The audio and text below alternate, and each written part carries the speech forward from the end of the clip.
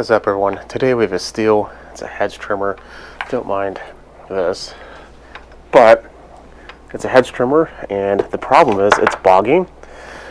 Owner took it to his shop. They said we'll adjust it, put a new air filter, or check the air filter at the least. And the shop is thinking, nope, garbage, throw it away, buy a new one. Which, coincidentally, we have. Who would have guessed?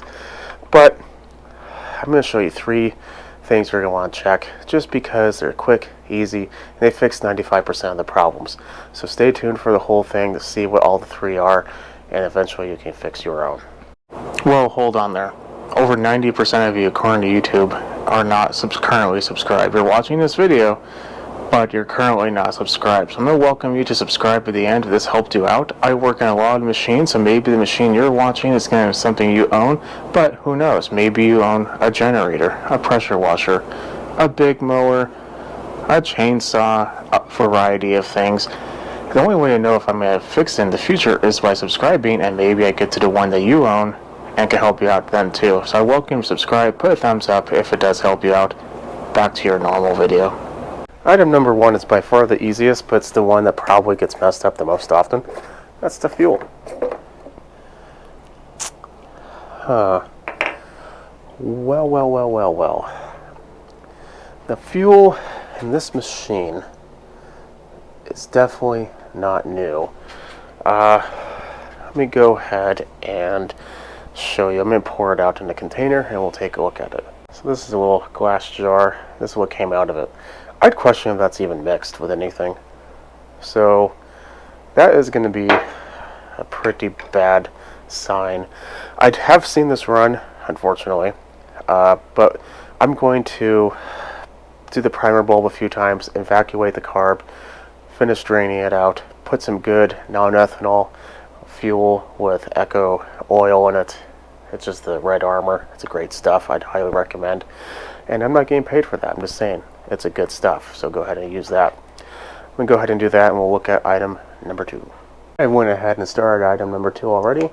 It is the air filter. There we go. And we're going to check to make sure, 1, it's clean. 2, it's not soaked with oil or fuel, especially oil. Fuel, not so much.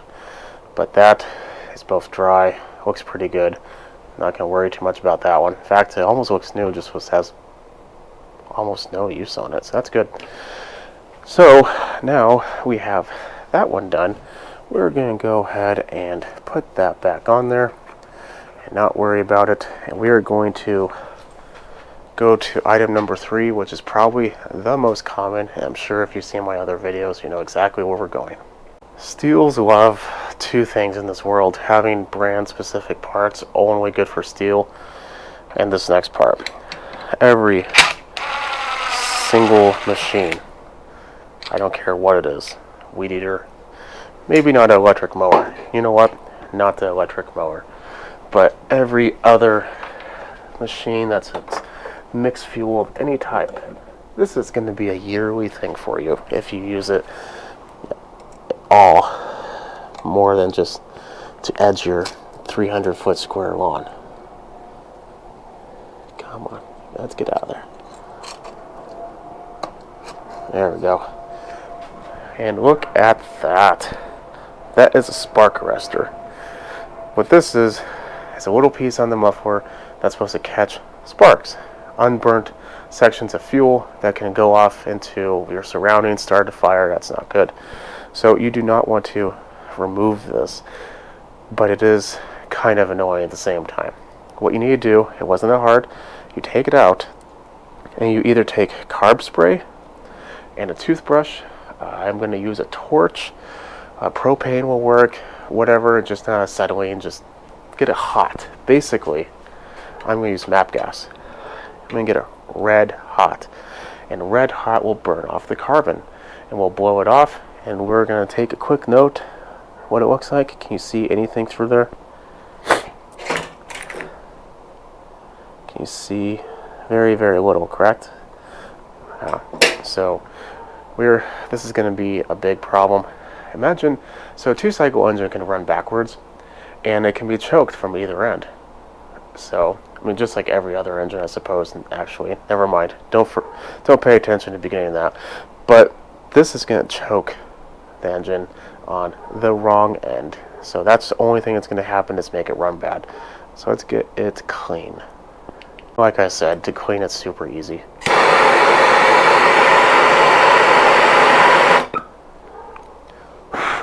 I'm going to do this in a place that doesn't necessarily have all that much gasoline. I'll be back. Okay, it's still very hot, but look, you can see through it now. See what I mean? Imagine inhaling through your nose and having to exhale through your mouth with like that in front of it. You're not going to have a pleasant time. That just goes right back in. Nice and simple like. Like I said, you do not want to get rid of this or delete it. If you do, just know that, one, pretty sure you're breaking the law, but maybe you like doing that, I don't know. And two, you're putting yourself into a pretty dangerous place unless you live like in the middle of the ocean. Everyone eventually goes through a dry season. I think we are going to get this taken care of. I'm going to press on the primer bulb about, I don't know, 15-20 times to kind of wash the old fuel out and put the new fuel in. I understand that we have done like 3 things and we don't know which of the 2 that we actually completed will be the one to fix it, but just understand that it was the spark arrestor. And we are ready. So I know you didn't see what it was doing before. It wouldn't rev, it was choked, blue smoke. We're still going to see a little bit of blue smoke because I'm sure there's a lot of crap that needs to burn off.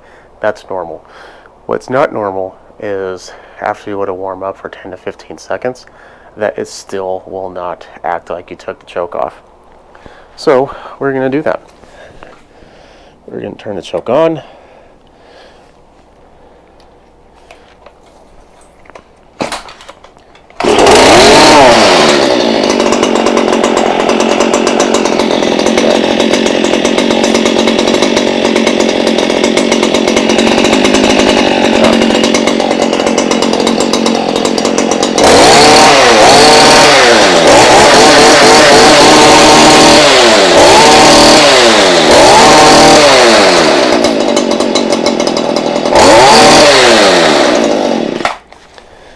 Oh, that sounds happy.